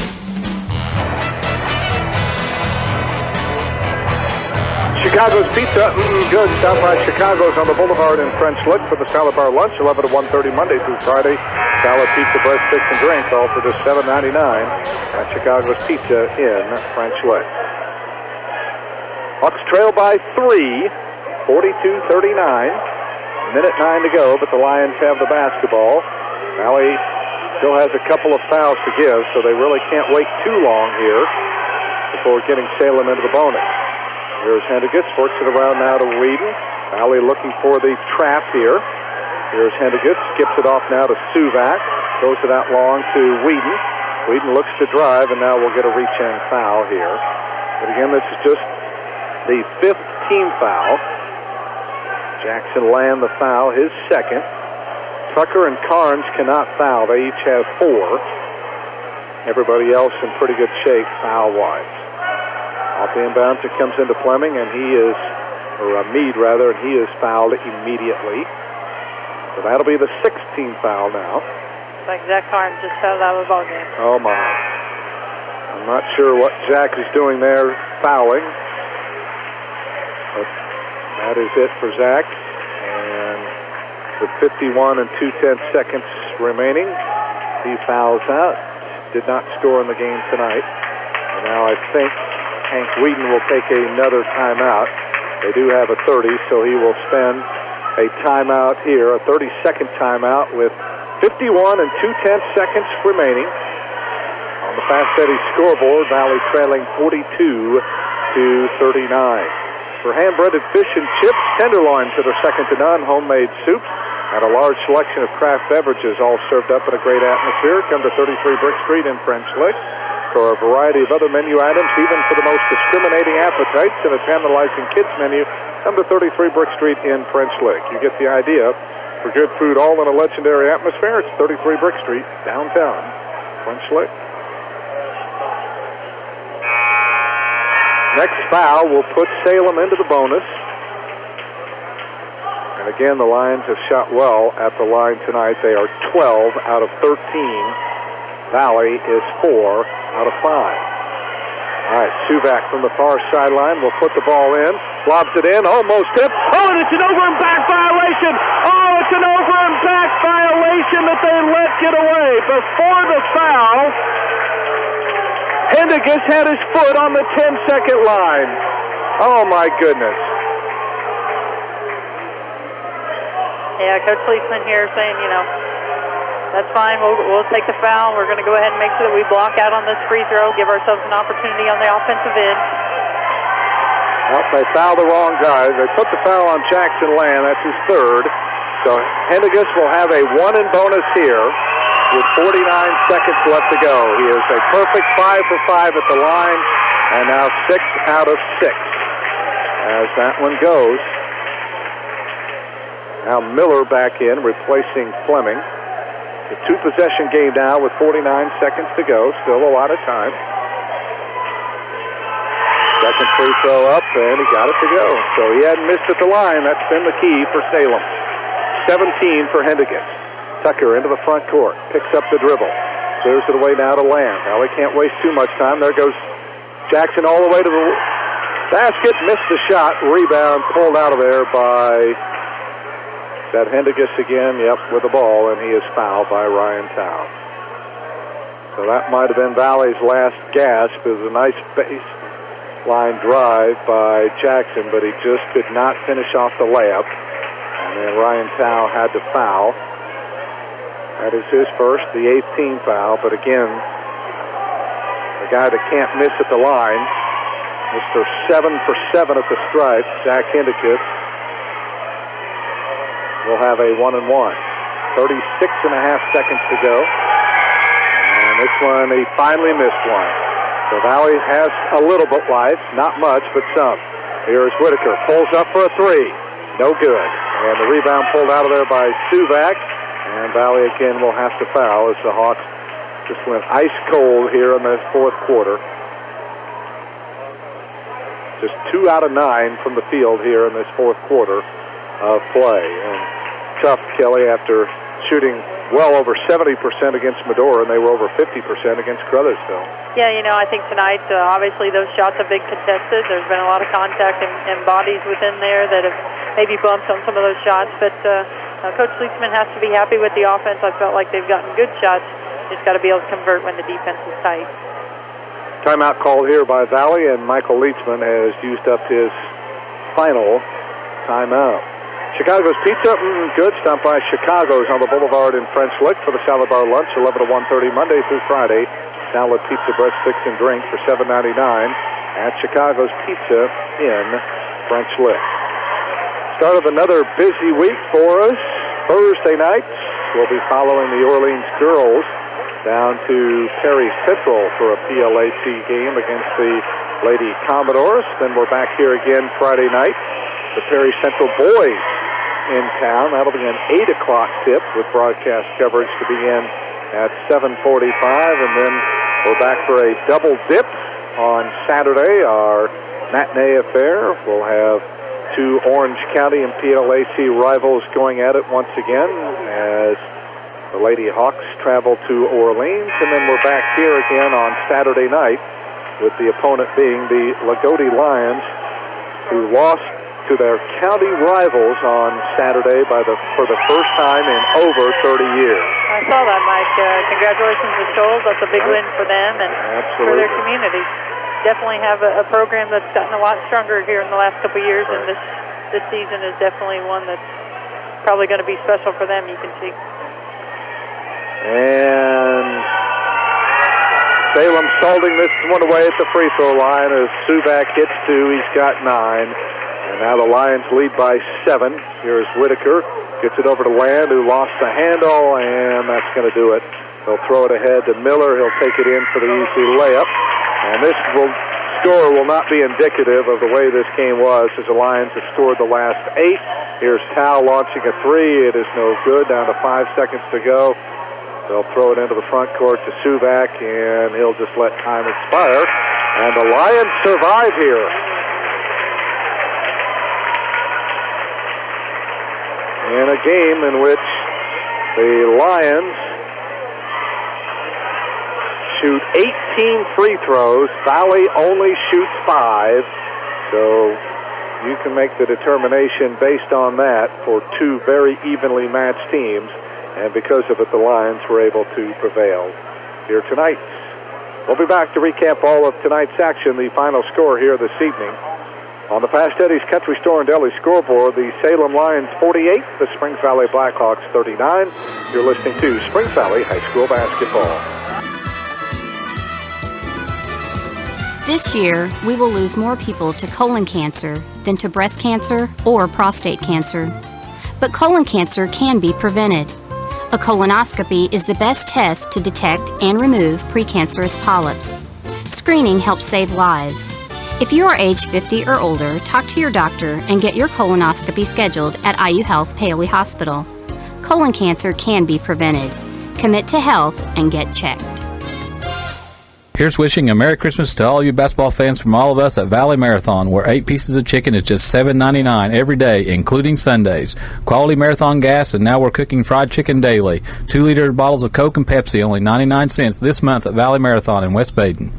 Hello, my name is Ross Key. I speak farming and represent Springs Valley Bank and Trust, a true community bank committed to agriculture. As an ag specialist, I am committed to working with our customers and supporting the economic strength of our agricultural community.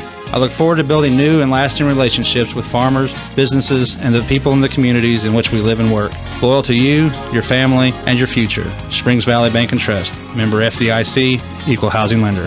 Focused on you, Springs Valley Bank and Trust. You've got a great watchdog. He barks every time someone comes to the door, devoted to your protection. But he can't lock your doors, turn on your lights, or set the temperature of your house. However, those things are part of what a Honeywell Lyric home automation system from Smithville Security can provide. Keep your dog and all other things you love safe. Visit smithvillesecurity.com today to discover how affordable peace of mind can be. Simple, smart, safe, Smithville. Caring people make the difference at Springs Valley Meadows in French Lick. You can feel it the minute you walk into Springs Valley Meadows. We're the experts in long-term care, not just doing a job, but following a calling. We're here to help you and your family find answers, solutions, and peace of mind. In fact, we become an extension of your family. For more information about Springs Valley Meadows, Highway 145, French Lick, visit ascseniorcare.com. Or call Springs Valley Meadows at 936-9991. This is Springs Valley Junior Guard Christian Tucker. Now back to more Blackhawk basketball with Mike Hamilton on Q100.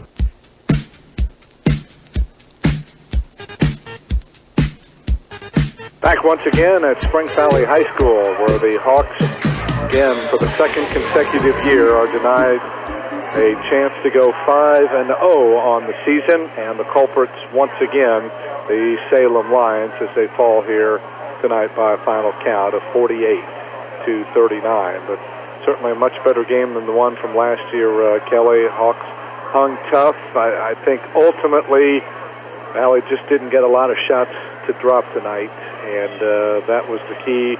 Plus, in a game that I thought was equal in terms of the physicality of it, again, you're sometimes dependent on the officiating, and, well, just to put it mildly, Salem shot 18 free throws tonight, Valley only 5. Well, you know, Mike, like you said, a slow start for the Hawks. That first quarter shooting was definitely not up to par, but give them credit. They fought back that second quarter, got within 2 right there at the half. Like you said, Salem going 10 for 10 from the free throw line. The Hawks not shooting extremely well. They still find themselves in the ball game. Third quarter starts, we come out and make the first shot, and then we go cold from the field for a few possessions. And those streaks of not being able to make a few shots here and there against a solid Salem team factored in to be too much. Yeah. Valley only scored 16 points in the entire second half. Yeah, so. and that's, you know, Coach Leitsman right there, the offense continued to move. We just weren't able to knock down some of those shot opportunities that we did have. Yeah. I thought ball movement was outstanding all night long, and they were getting good looks, but just couldn't get those key shots to drop. Yeah, you know, and I thought they did a good job taking care of the basketball, especially against the pressure that was applied by the Salem Lions. But one that the Hawks probably will feel like they let go, and Coach Leitsman, I know, is pretty hard on these guys, and definitely one that they felt like coming in that they could win. But you'll have that in basketball. This is early in the season. Still put your record at 4-1, and right now you don't have a whole lot of time. You got to bounce back against a good Perry Central team on Friday night. All right. Lions improved to 4-1 on the year. They still have not played a true home game yet. Their only one that would even be close was a neutral court victory over Henryville, while the Hawks suffer their first defeat here on the home floor in 3 tries. All right, let's bring in head coach Michael Leitsman. And Coach, tough start to this one. He got down 11-2, but to the credit of the kids, they battled back. It was close much of the rest of the way, but again, Salem made the big plays down the stretch. Yeah, that's a great point. I mean, you think about it, we lost by, 9? And we dug ourselves a 9-point hole that first couple minutes. And the thing is, this is an awesome team to coach, and I really love coaching them. But they don't realize how good they really are. And they can be a special group, but they've got to realize that. I think it was a carryover from last year's results. I think we came out a little unconfident. And I don't know why. We shouldn't be. So I think we used the timeout, to let them know we can play with these guys. We're a good basketball team. And then after that, we played good basketball. And then we just had a stretch in the fourth quarter where we struggled. For the first time this year, I thought we took bad shots. I thought we settled a lot. And Salem did a great job. They had us scouted. They watched us shoot 10 for 20 from 3 last game. They were chasing us off the three-point line. But we've got to have guys. We got guys that got to get to the rim. So that 9-point hole to start the game, that ended up biting us at the end. Lost by 9. Yeah, Coach, I thought, like you said, coming out, poor shooting that first quarter. Salem goes 10 of 10 from the line, yet you're still within 2 at halftime. And so that shows the heart that they did have, especially that second quarter, fighting for each and every loose ball. I love the hustle plays that they give you.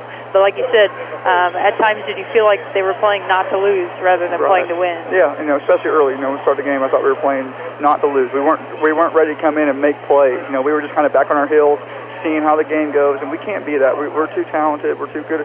We're too coachable. We got coachable kids. So they just didn't come out ready to play. And really, I thought after that 11-2 start, I thought we definitely outplayed the rest of the first half. We should have had a lead. We had a mistake on a three-point shot. We fouled him, fouled a jump shooter. You don't ever want to do that. But take away that play, and we're going into halftime with a lead despite that 11-2 deficit. So it's just plays here and there that we've just got to correct. And the big thing is just come out right from the start. Coach, they couldn't miss a free throw there. In fact, 16 out of 18 for the game. As a team, they shoot 70%. But man, that's obviously down the stretch they hit their free throws to keep you guys from coming back. But then there in that first half, they were a perfect 10 out of 10. So they took full advantage of getting to the strike. Yeah, they do. They do a good job at the free throw line. 70% is pretty good as a team, and they got a couple guys who are probably high 80s. Maybe even 90%. Henniges is a really good free throw shooter, and it just seemed like all our fouls at the end, somehow the ball ended up in his hands. That's credit to Salem for getting him the basketball. We wanted to keep 22 off the line there at the end, but we weren't able to. But they're a good free throw shooting team. In the scouting report, we said we had to keep them off the line. They made 10 free throws in the first half. That's not keeping them off the line. So that was a breakdown on our part that we've got to get better at. I thought there was a couple times we could slide over and take charges, and we only took one all night. That's a little discouraging, but we'll get better. I thought you held Hunter Wheaton in check for the most part. Unfortunately, their other big guy, Hendigas, had a pretty big night. Yeah, they're both really good players. And, they were our main focus in our scouting report.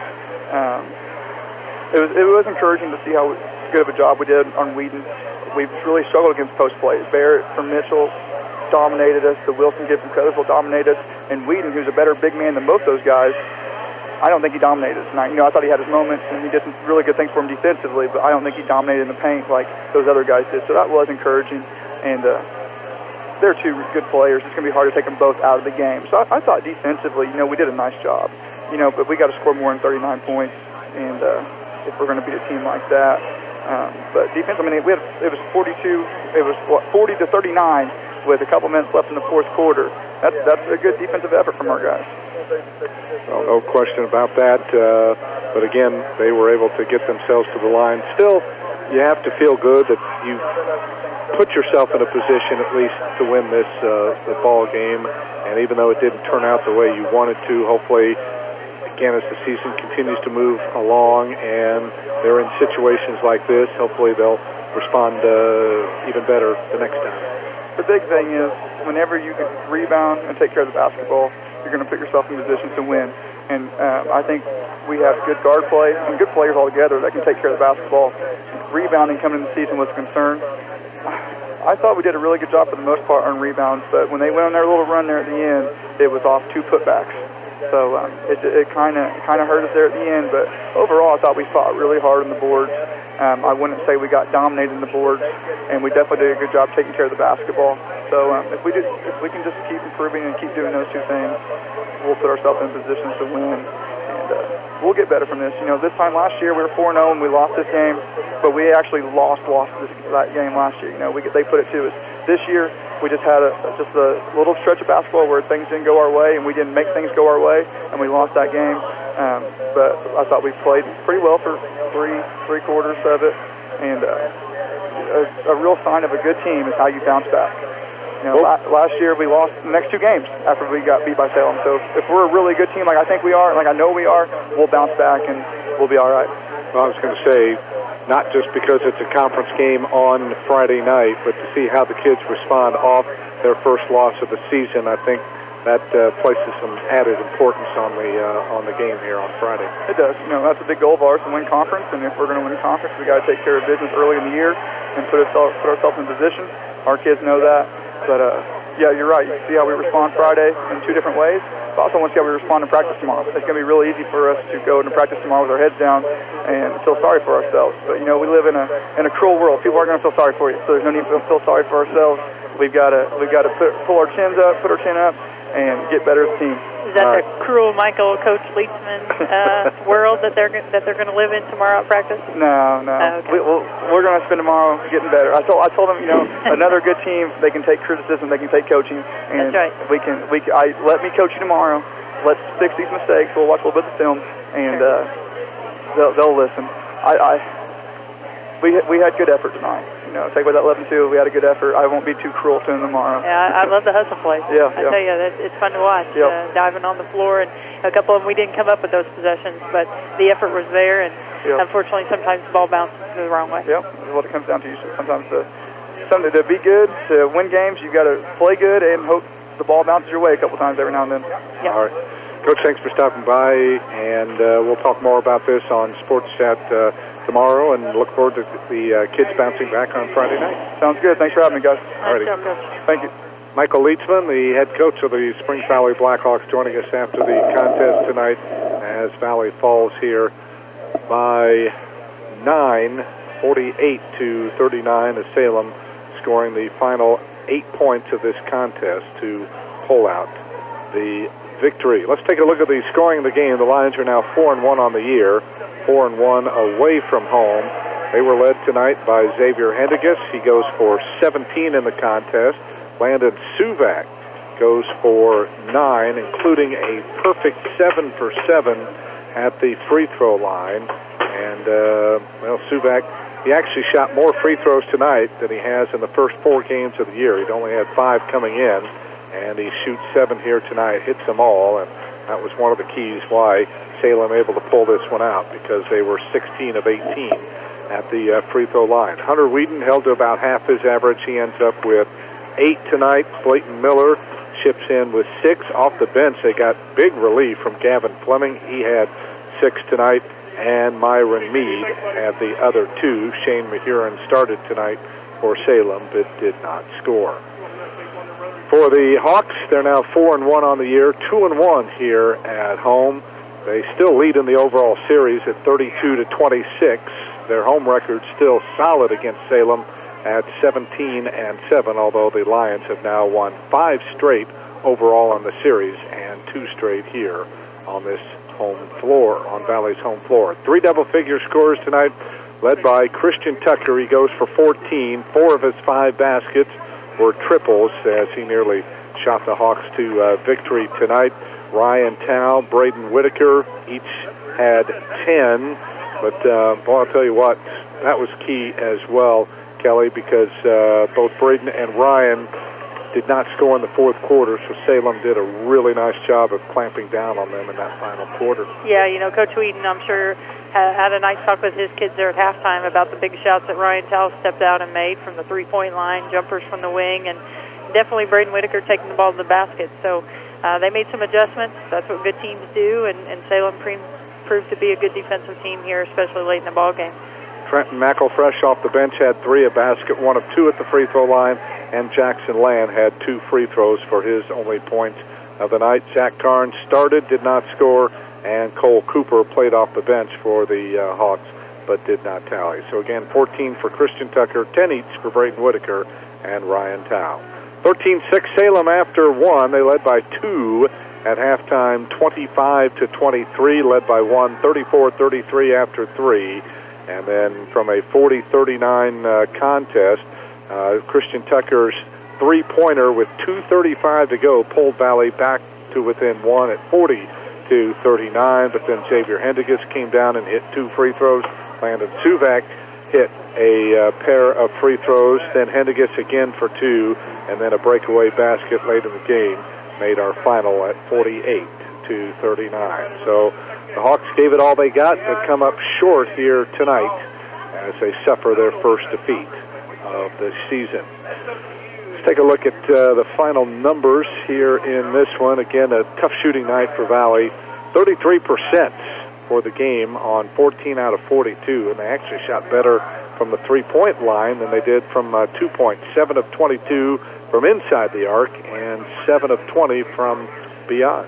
Yeah, I think Coach Leachman will probably look back at that film, and like he said, shot selection sometimes not the best tonight, but 23 pointers seems like an awful lot of threes. especially against a solid Salem team. But at times taking what the defense gives you, and so the Hawks have been able to make a lot of those threes in the past. Tonight, 35% from the three-point line, not too bad either. But I'm sure he would like some of those shots back and maybe some drives to the basket next game. Christian Tucker, 4 of 7 from beyond three-point range. Ryan Tao, 2 of 3. Braden Whitaker was 1 out of 6 overall. He was 3 for 11. So they knew Braden, the leading scorer on this team, and they definitely took some extra effort to try to keep him in check. Yeah, and as the season goes, obviously statistics are something that coaches look at, and game film is another thing. But when you see as a coach some of the statistics that Braden's putting up, you're going to definitely have to zone in on him, just like we did tonight on Whedon and some of their best players. So maybe not the night that Braden would have wanted, but definitely continue to shoot the basketball, and that's what shooters do. Valley didn't get to the line much, but when they did, they were mostly accurate, 4 out of 5 for 80%. Salem, much better shooting, 15 of 35 for 43%. They only put up 8 three-pointers, hit on 2 of those for 25%. But again, the difference here at the free throw line where they were 16 out of 18 for 88%. Shooting-wise, Xavier Hendigas was a combined 4 out of 9. Hunter Whedon, he only put up 7 shots tonight. So if you can hold one of your leading scorers to 7 shots, you like to think you've got a good chance. And Valley really did in this one, but just couldn't pull it off down the stretch. Mike, I think a lot of that has to do with Valley's defense. We got in Whedon's head right out of the gate. Cole Cooper coming in, and there was the double foul and some things going on. But, defensively, he really got after Whedon. Zach Carnes, even though he picked up a couple fouls, really got after Whedon early on. And, those kids out on the floor giving it on the defensive end might have played a factor in Whedon's offense. All right. This may be the first time Valley's been out-rebounded this year, and by a rather big margin, 24-16. Both teams had 5 offensive rebounds, but still, that's kind of a decided edge there. Yeah, it certainly is, and I think Coach Leitsman wasn't so disappointed with the rebounding, minus a few of those possessions, and they were key possessions where we gave up offensive boards. A lot of opportunities there where if we found an offensive player and blocked them out, maybe just a smidge better, some of those end results obviously wouldn't have been on the point total for Salem. So something that they'll work on, but it's one of those things where I say it over and over again. This is a very fun team to watch. Coach Leitsman's doing a great job, and he expects a lot from these kids. And tonight was no different. You heard him on the post game that he expects them to come in and win and have that confidence. And so that's going to be something he instills in them these next few days, and hopefully their mindset coming into Perry Central is that we will win this game. A very livable 7 turnovers tonight for Valley. The only bad thing, they only forced 6 by Salem tonight. Yeah, both teams took care of the basketball, and that's what you expect good teams to do. It wasn't lopsided on one side or the other. That was turning it over a lot. We had a couple turnovers at key points or possessions there where we didn't get the best shot opportunity late in the game, but very good job by both teams taking care of the basketball. Both teams dished out 5 assists for Salem. Suvak and Hendigas 2 each for Valley. Land and Whitaker each had a pair of helpers. 6 ties in the contest, 8 lead changes. The last one coming, Valley actually led 36-34 early in that fourth quarter. The Lions then went on a 6-0 run to go up by 4 before Christian Tucker's three-pointer cut it to 1. Valley had 2 opportunities after that to actually take the lead, and they were unsuccessful on both of those. And then once Valley got down after some free throws by Salem, they had to keep fouling, miss some key shots, and Salem was able to pull away, knocking down their free throws in the stretch run. Yeah, Coach Leitsman is, going to come after these kids tomorrow and practice from the mental aspect as well, and to work with them on the confidence down the stretch. Late in the game, was our offense as crisp as it needed to be? Were we blocking out on the defensive end as hard as we needed to block out? You just take a couple of those possessions away late in that ball game, and like you said, the score doesn't really reflect how close this ball game truly was. Absolutely. Final again, 48-39 on the Fast Eddie scoreboard. Salem defeats Springs Valley. We'll take our final break and wrap things up when we come back to the Hawks Nest in a moment. This is Springs Valley High School basketball.